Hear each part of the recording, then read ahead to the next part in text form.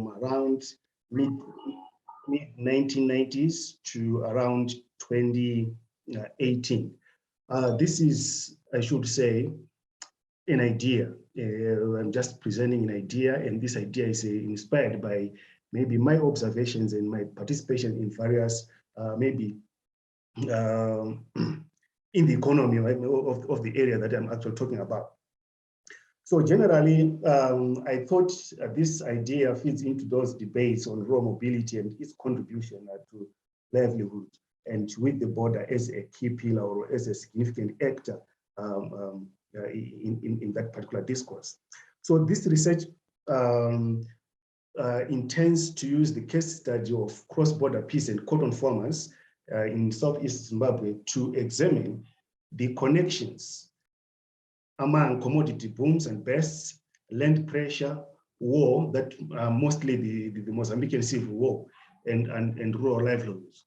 And then it ties together, it simmers together those themes around global commodity problems or movements or price movements on the global market, poverty, marginality, and vulnerability. So what really inspired me to look or to come up with this kind of idea and maybe to consider doing research around these cross-border cotton farmers in Chipinge is the dynamics that actually existed since around mid-1990s to 2010, where in the 1990s there was a general cotton boom that transformed the face of Southeastern Zimbabwe into a cotton producing hub. So the incomes that farmers got from cotton production enticed them to expand cotton production very much. But this was also, of course, as I may have indicated, that there was an inspiration. There was actually a movement of people from Gokwe. Gokwe is actually a hub of cotton production, and parts of Chipinge by that particular time, there was not much of cotton production. So we do see an exodus of people coming from Gokwe, trekking down into Chipinge, where some soils there are very much appropriate for cotton production. And these people, migrant Gokwe farmers, would actually rent out lands to grow cotton. And when the indigenous people or the local people in Chipinge realized that these people are actually making a lot of money, they began to claim back their land and then maybe to start a cotton production, expanding those plots. However, over time, the boom continued to incite people to consider growing cotton, and cotton production rapidly expanded, and as peasant farmers continue to try to maximize the incomes offered by that boom. But everything has a limit. Land is a finite resource. While the cotton prices were very encouraging, what remained as the major limiting factor was the availability of the land resource to continue to expand cotton production and maximize the farmers' incomes.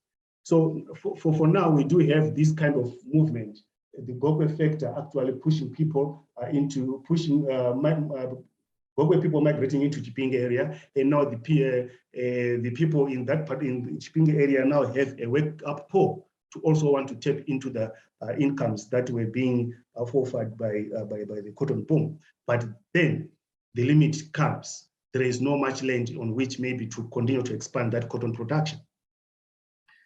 So because of that, this excited a large exodus of peasant farmers from Zimbabwe to neighboring Mozambique, settling in border areas like Chingove,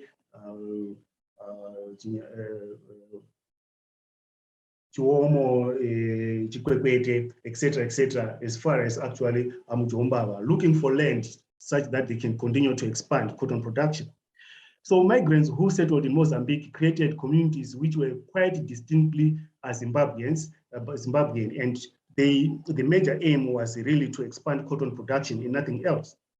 So just as what had happened maybe in Chipinge, where we did have colleagues or migrants from Gokwe, people in Mozambique were not much into cotton production, and they kind of didn't have maybe the expertise in growing cotton. I'm talking about the area, a certain area just after Achingova. I think I'll show you just a map on where I'm going to focus on. Like that, these people who were coming actually from Zimbabwe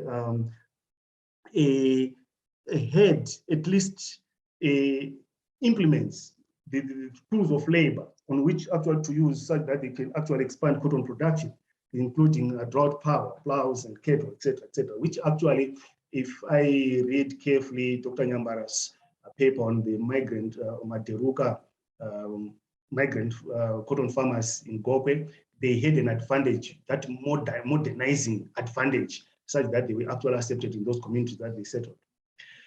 I had also to put this maybe to the floor so that colleagues can know what allowed this flexibility.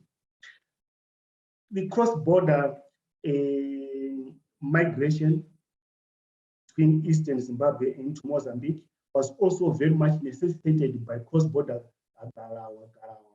chieftaincy. So I take it as one of the key enablers to the ease with which Zimbabwean peasant cotton farmers migrated into Mozambique. So Chief Garawa chiefdom extends deep into Mozambique. Of course, there would be kind of different names there. You see Garawa here in Zimbabwe, and then when you get into Mozambique, it's Garawa, but they are the same people, like a brother or something like that. Like that, when you come from this area, you are just in the same chiefdom.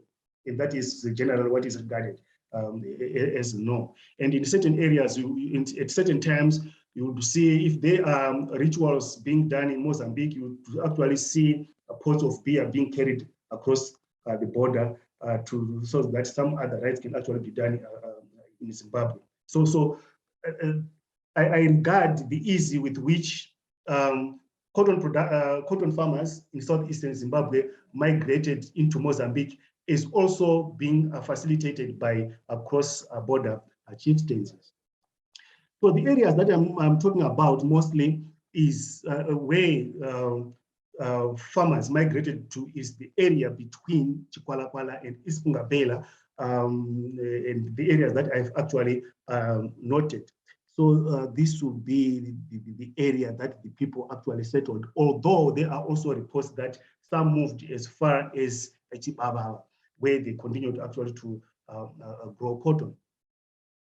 So what is interesting as well is now, as cotton production expanded or got established in the areas that I mentioned in Mozambique, the farmers had to also to again market their cotton in Zimbabwe. They get into Mozambique, they do their farming. After farming, they actually sell their cotton into Mozambique, taking advantage maybe of the nearest trading post. Why is this happening? This happened because marketing infrastructure in Mozambique was quite underdeveloped and the prices were a bit depressed, mostly because there was no competition. The only company, it was a state-owned company which actually bought cotton in Mozambique, and because of no competition, the prices continued to be depressed. And this incited migrant cotton farmers who came from Zimbabwe to go back to Zimbabwe to actually sell their cotton there. In Zimbabwe, although we did have this parasite or Kotko, but there were other players also private, which continued to make which made some kind of competition, and therefore the prices were very, very lucrative for that moment. We do have actors like Tarafin, we did have actors like Kagir and other buyers as well.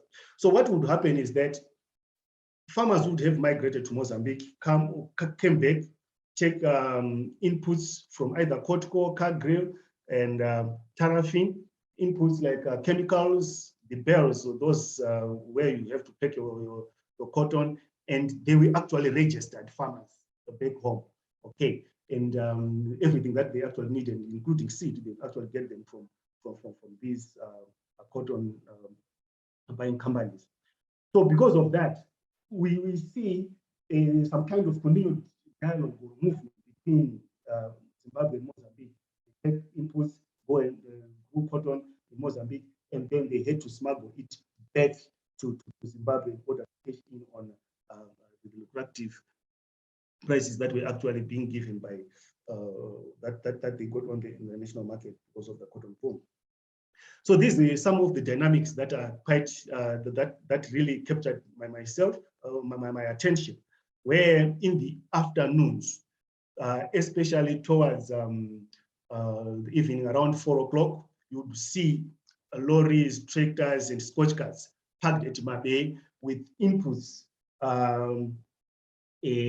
chemicals, seed, and belts, then crossing into Mozambique at night. Okay, and across the border at Shingove, around 4 o'clock, you would see people drinking, of course, but you would have tractors full of bales of cotton, scotch carts full of bales of cotton, and then lorries also full of bales of cotton, so that they can actually cross into Mozambique at night. So that really struck me, you see, and that border, the border was actually moving, or the border was actually roaring. However, you know, as is always, when there is a boom, there is always a burst. And the cotton bubble finally burst around 2010. And farmers were kind of like, okay, we'll have to wait. And this, I now began to question whether this mobility, rural mobility, is ambivalent or what, something like that. The best occurred, cotton no longer paid anything, whether it is in Mozambique or in Zimbabwe. And then farmers had to actually adopt some kind of wait and see. Let's see what is going to happen, expecting maybe an increase of cotton prices in the future, like they had cashed in on those lucrative prices previously. And then they had to grow their cotton, the maize and other crops, and especially sesame. But within the process, or during the course of waiting, the Matanga War broke again. The Mozambican Civil War broke again in 2015. And this is when I'm now beginning maybe to also factor in issues to do with ambivalence. Owing to the intensification of wars, farmers were forced to trek back to Zimbabwe, most leaving behind their cattle, plows, etc., etc. I have indicated the issues to do with ambivalence. I think I'm borrowing this term from Amanda Ham, who writes about migrant white farmers, okay, into Mozambique, but those who were displaced owing to the fast track land reform program, and she's talking about uncertainties of moving into Mozambique. And I'm just adding into this pool of diversity of the nature of people who are actually crossing over, and the reason they are crossing over.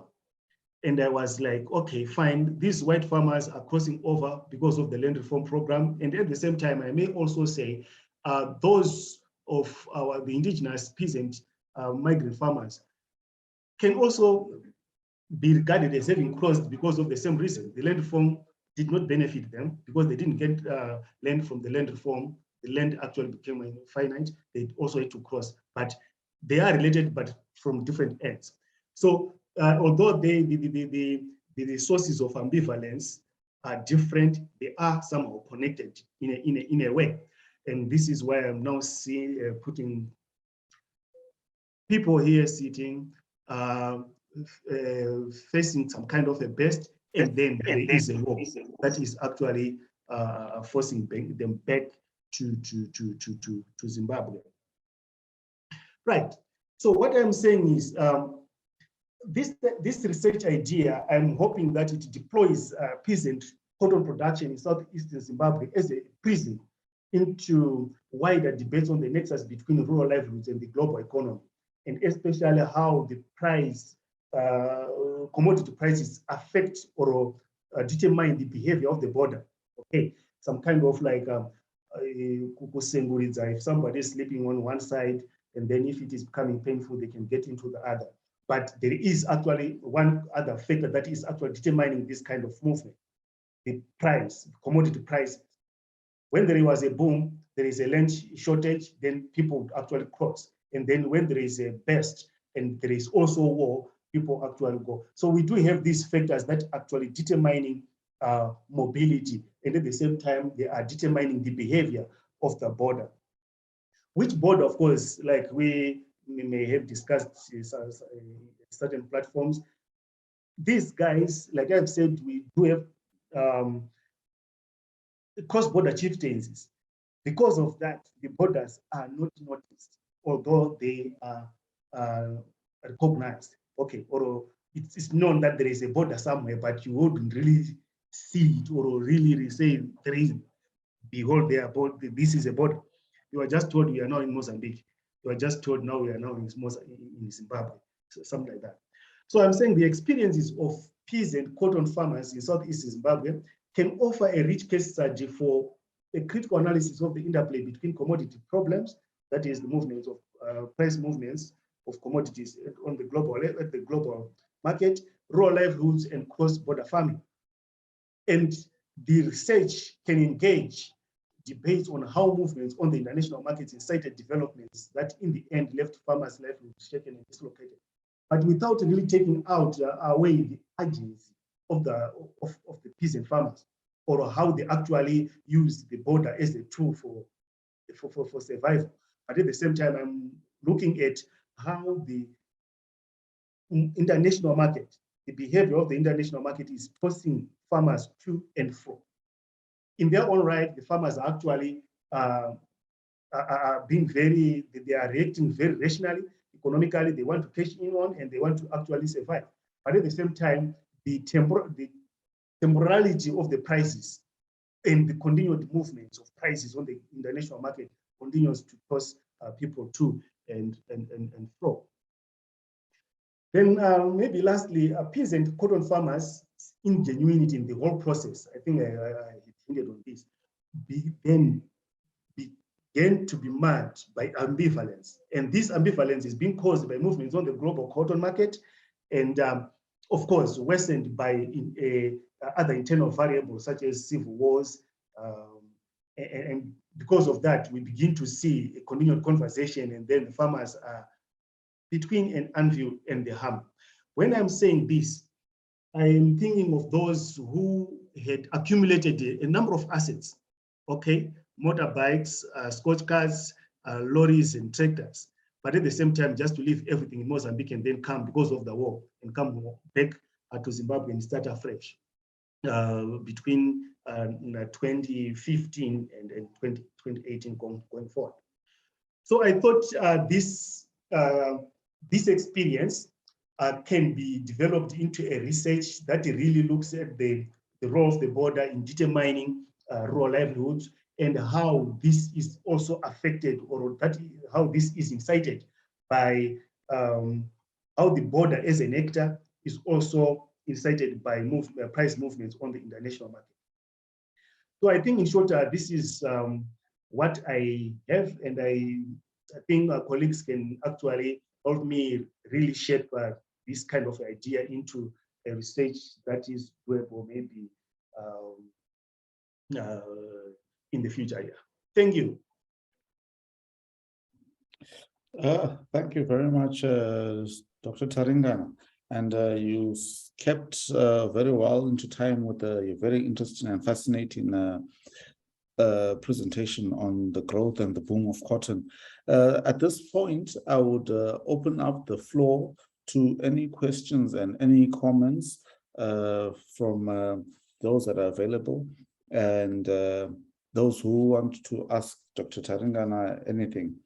But as I wait for questions and comments to come in, if I may abuse my position as chair and just ask, if you mentioned the concept of cotton boom, could you perhaps problematize or theorize in real terms what the cotton boom was like in terms of juxtaposing the cotton boom in reality what a cotton boom or any commodity boom in reality looks like versus what it looks like in theory. Are we talking about a flooded market of the product, or wide growing markets of people who want to purchase the product, or you have more farmers in it? How would you problematize the concept of the boom? And more importantly, if you can juxtapose it further versus what is happening in Zimbabwe versus what is happening on the other side of the border in Mozambique. And then perhaps you can also just tell us also the significant quality differences perhaps in the cotton product that is being produced on other extremes of the border, and how that also contributes to what you describe as the cotton boom, and also the different market trends for the product. I know it's a handful, I'm sorry for that. I see another hand from Jay Gwari. Gwari, you can go ahead. Thank you so much, Dr. Taringana, for the presentation. Yeah, I think it's an area worth pursuing. It's quite thought-provoking. However, I may need clarification. When you, in your presentation, you indicated that we have farmers moving away from Gokwe into Chipinge, then which later on caused further movements, migration into Mozambique. My question is, why, how do you explain these migratory patterns from Gokwe into Chipinge? Why from Gokwe to Chipinge and not any other destination in Zimbabwe? How do you account for this? This is my first question. Then my second question relates to this. Yes, you talked about the boom and bust, and we see this quite significant. Okay, let me rephrase this and say, okay, yes, there has been historically, there has been this border exchanges, migration between the Chipinge, the lower part of Chipinge South, and Mozambique, through informal trade and other engagements. So how significant was this, the movements that you alluded to as caused by the cotton boom? How significant, considering that historically there's been this movement as a result of informal trade and other activities? How significant was this boom to the extent that it's worth pursuing? Then, yes, then the other issue relates to, okay, yes, we have a lot of activities taking place, as you indicated, between the lower part of Chipinge and Mozambique. And where are the border patrols? Where are the border controls in all this, considering that we have border patrols all over? And of course, you indicated the issue of unmarked borders. But where are the border patrols? Are the players free to cross into and out of Zimbabwe? Where are the border patrols? Okay, I think that's it for now. And maybe last but not least, we have Zimbabweans getting into Mozambique to access land. How was the process of getting land in Mozambique? How hard, how easy was it? If you could please shed light on it. Thank you so much. Yeah. Taringana, because those were quite a number of questions, so I'll allow you to respond to them, then we'll take the second batch, if that's okay. Yes.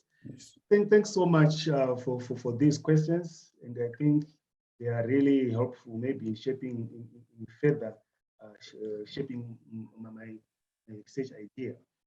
First, the question on the need to problematize the concept of boom.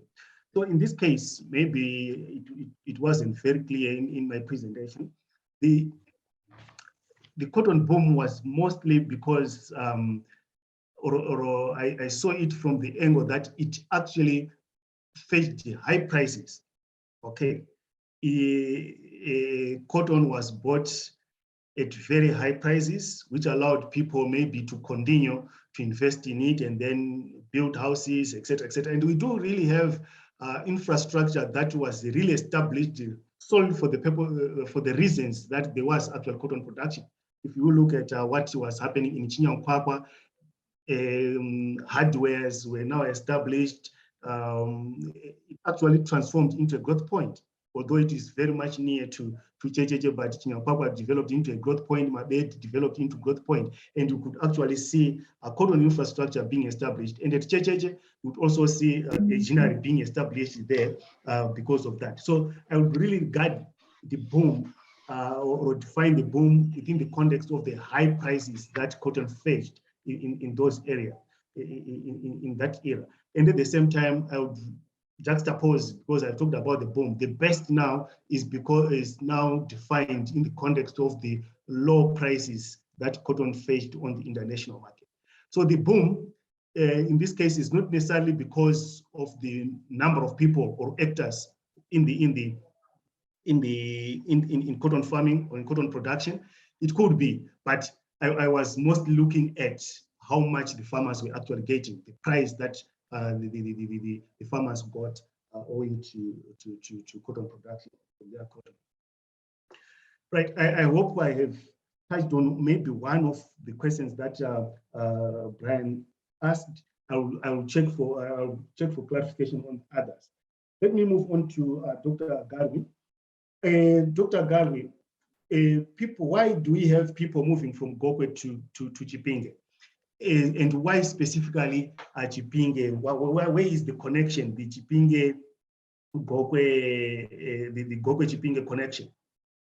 So if you go onto the ground, you would find that there was a family, the Sarimani family, who moved into Chiampakwa from Gokwe, and because of that, he started farming cotton at the mid of the boom, but because there were certain kind of laws in that part of Chipinge that cotton causes hunger, but the word cause may not necessarily be the right word. They say Rino Shura Zara, okay, and certain other crops that were prohibited by these traditional leaders were soy, not soya, peel millet, munga.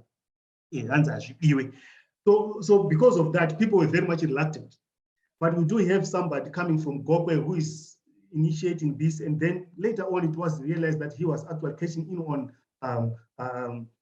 cotton, because he was selling it at very, very much high price and began to do a lot that people could actually see. And we began to see people doing or starting actually producing cotton. And those who had rented their lands to families from Gokwe began to claim back their land and to do cotton production themselves. And this is how it expanded. Why in Chipinge? So if you look at this geographical area, Chistumba, Nje, Chinyankwakwa, that area, the soils are very much suitable for cotton production. And this is not maybe the Chipinge Highlands, where you cannot actually grow cotton. You can only grow other crops like pineapples, mbambaira, and other things, banana and other things. But in the valley, this is where cotton production is very much, the soils are very much suitable for cotton production. And this explains why Ada took part most of the land there. So I think I would explain why Chipinge, why did people come from Gokwe to Chipinge? It was because the people there they didn't really know that cotton is actually paying, and this actually knew because Gokwe is actually a hub for cotton production. Yet the people in Chipinge had the soils appropriate for cotton production. Then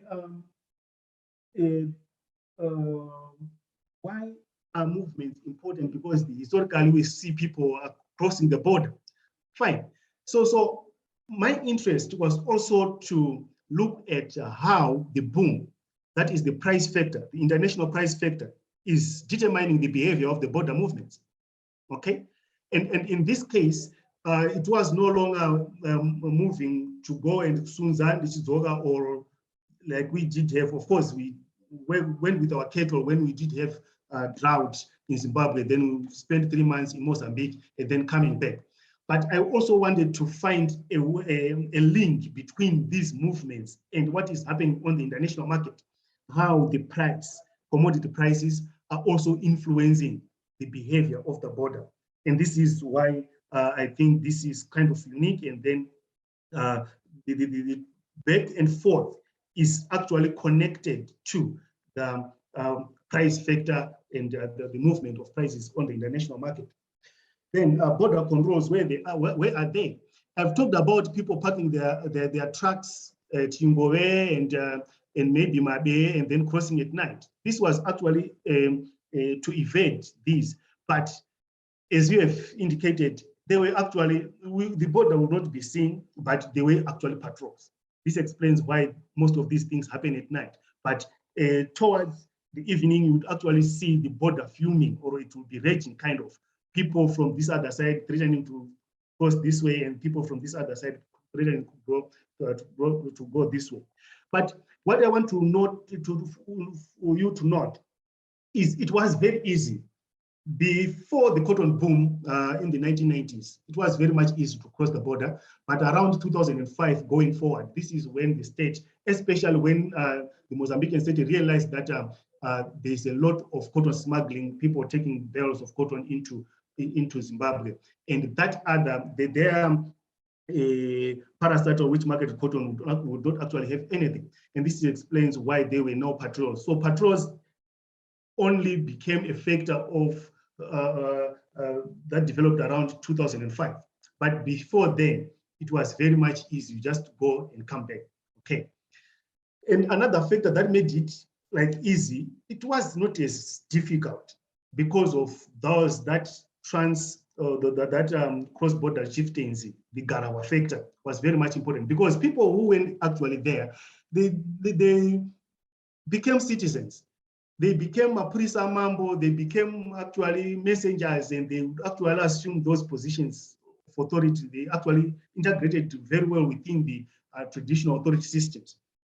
So there was not much difficulty, but this difficulty that came around 2005 was border controls and border patrols, owing to the fact that the state, the Mozambican state, noted that a lot of activity is actually happening, which was actually different from what was happening before, where you want to see your relatives, you can just cross, or you can go and take mangoes from Mozambique and then you come and sell them in Zimbabwe. How was because I think I have answered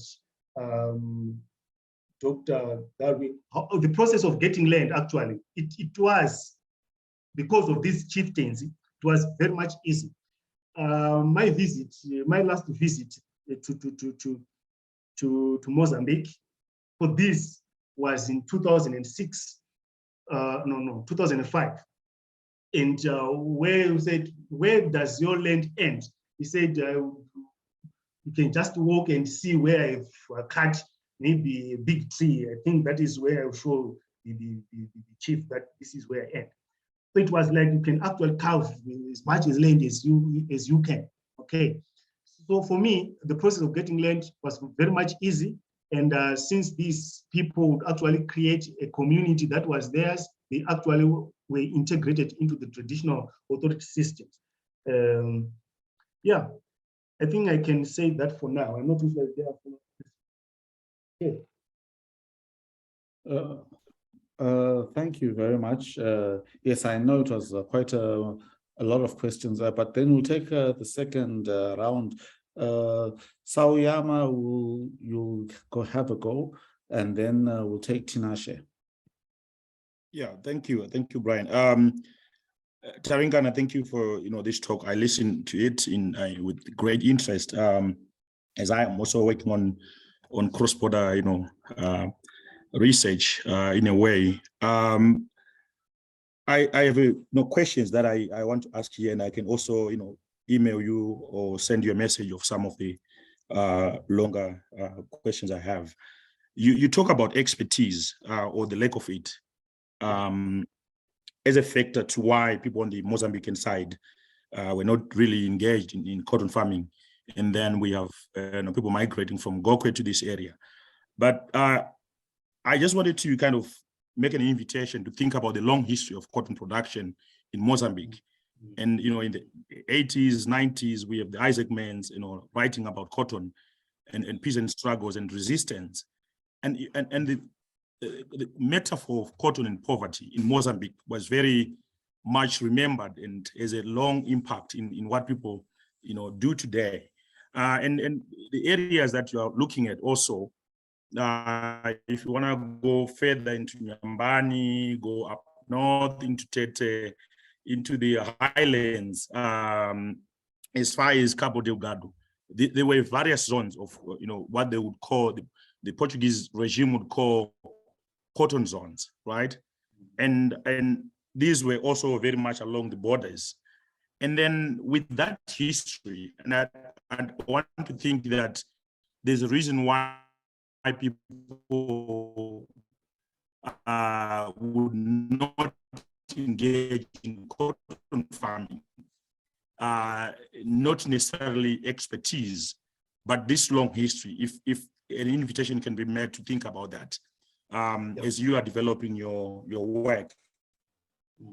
And my second comment is really on characterizing the Garawa chieftaincy as a cross-border chieftaincy, which I find very problematic in a way.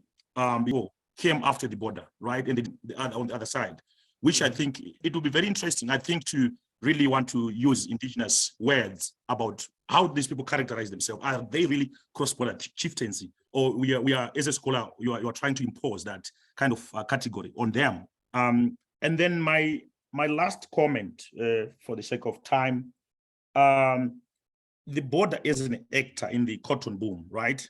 Which I'm very interested in. Is it a question of the border or in the environment or the soils or land, right?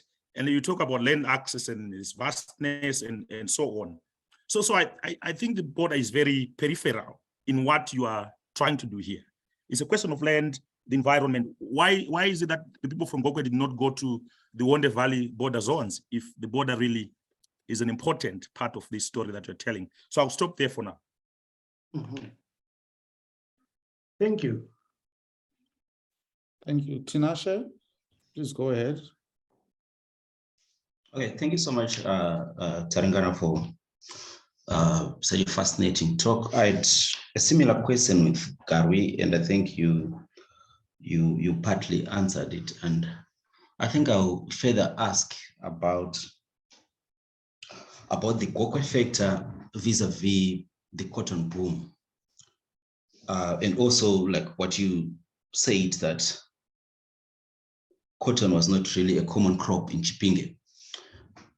First, my question is, was cotton really a new crop in Chipinge?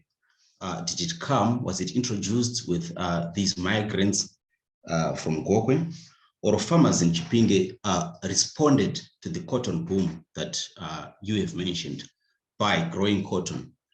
Can we maybe, as you further develop the idea of the paper, can you maybe talk of a number of migrants at a certain point during the boom, to say there were 10 farmers in Chipinge who came from Gokwe and were doing so well in cotton farming to a point where they inspired fellow farmers in Chipinge? Or it's a situation whereby maybe the farmers in Chipinge were responding to a cotton boom that I think was being experienced across the country, and they were maybe changing through the cotton boom. They were realizing that unlike the myths that cotton was linked to, was related to hunger and poverty, maybe inspired by the Mozambican case, they were now realizing that cotton is actually a very profiting crop. So I'm just asking you to maybe further further explore the relationship between the cocoa factor and the cotton boom in inspiring cotton production in Chipinge?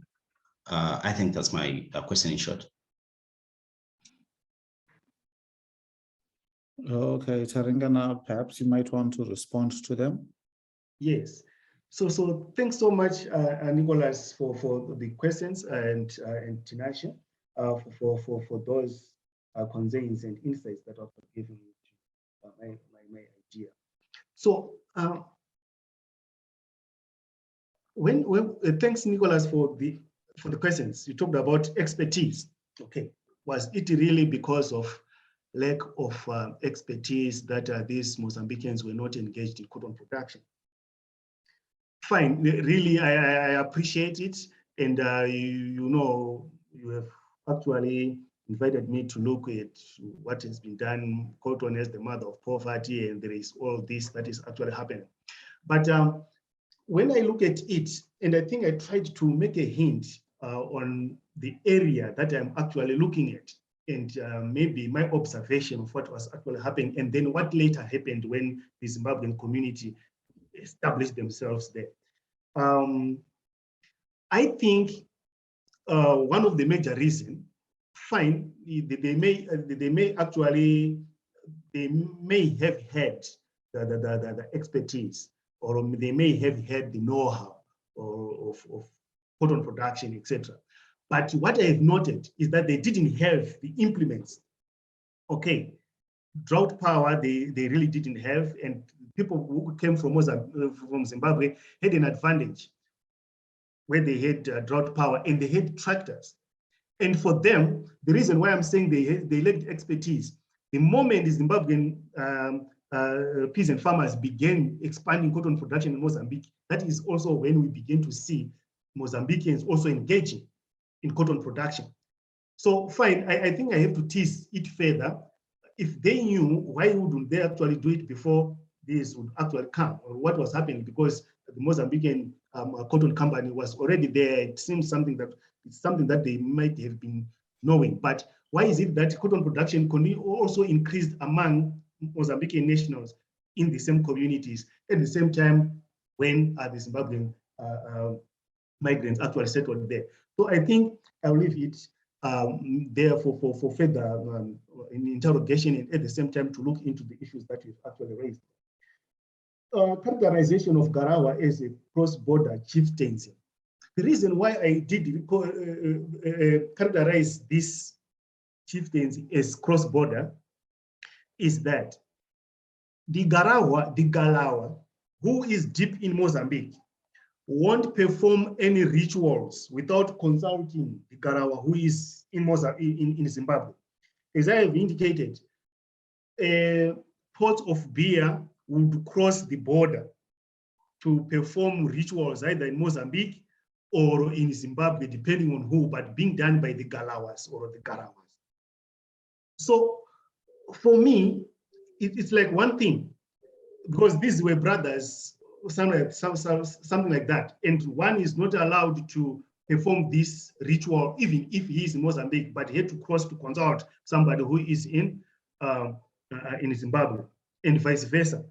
So maybe it's something that we may really need to think about, but there is this very close relationship between these chiefs, the Garawa chiefs, the brothers, who one cannot do something without the other. All rain-making ceremonies are done the Zimbabwean side. The rains won't come in Mozambique if the Mzimu, who is actually in Zimbabwe, don't actually give that, or is not appeased or something like that. So me seeing pots of beer crossing the border for some kind of rituals or something like that, it seems like these people are one, and I would regard that as cross-border chieftains. But I'm not too sure. It's something that we may really want to interrogate further on how best we can actually characterize such kind of relationships or such kind of development. Then border, you see the border as an actor.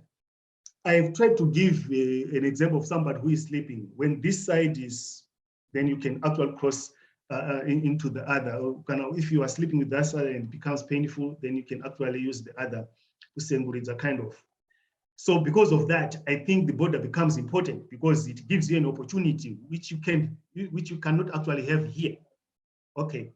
The reason why the Gokwe people then got stuck is because I don't know whether I don't remember actually them crossing over, because all the land that they actually had got taken back by indigenous people in Chipinge.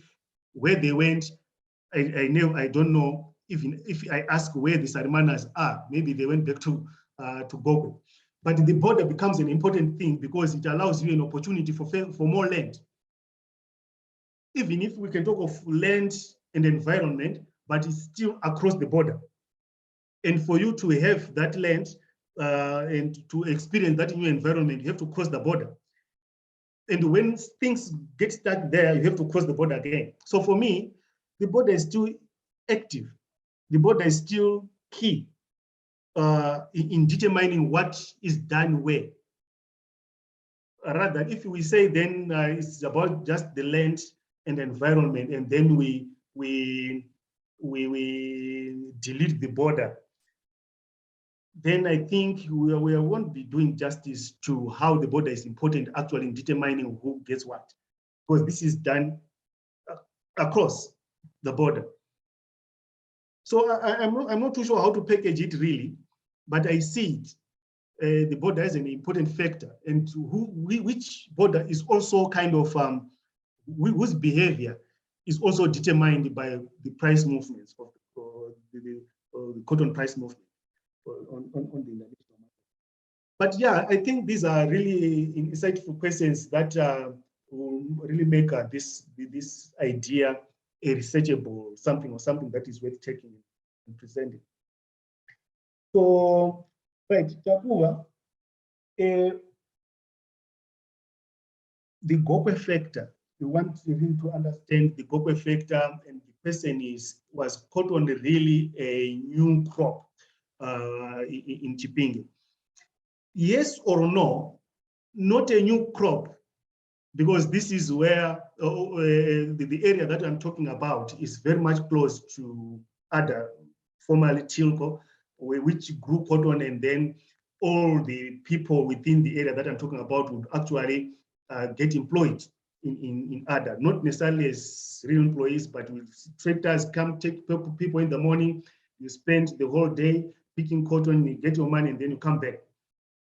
So it was unthinkable that a family can grow cotton, but rather cotton would actually be grown by Ada and then sold. It is sold.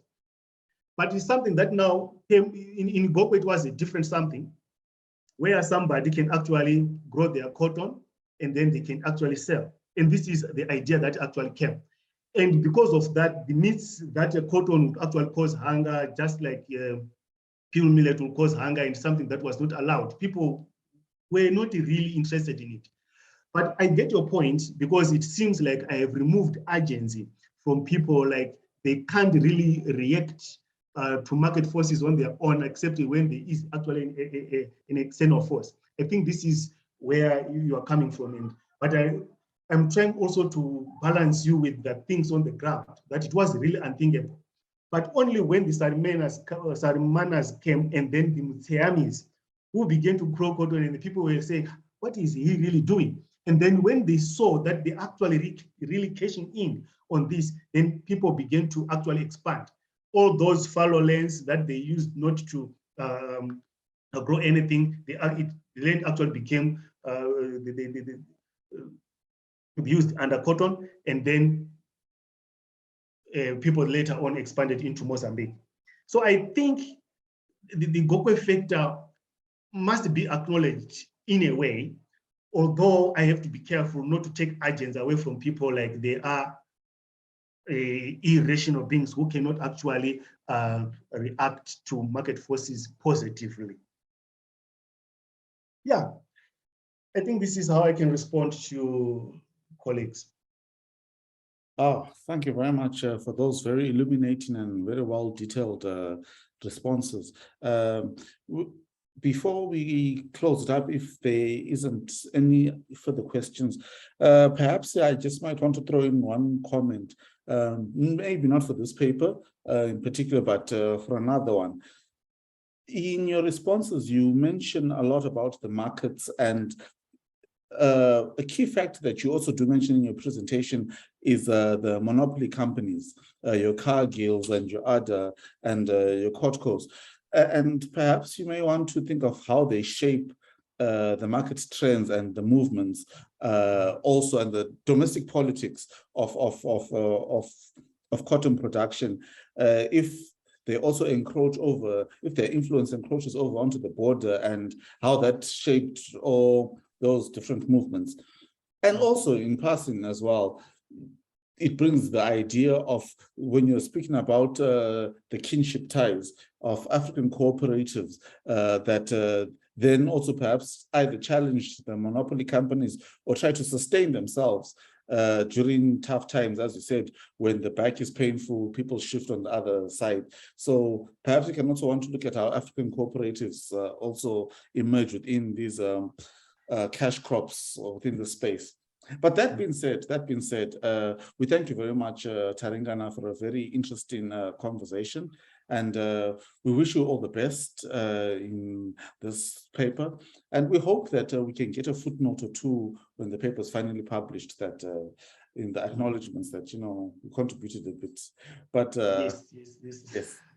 Thank you everyone who came today. We thank you for your continued support, and we look forward to seeing you at our next meeting. Until then, please take care and remain safe. Thank you very much. Thank you.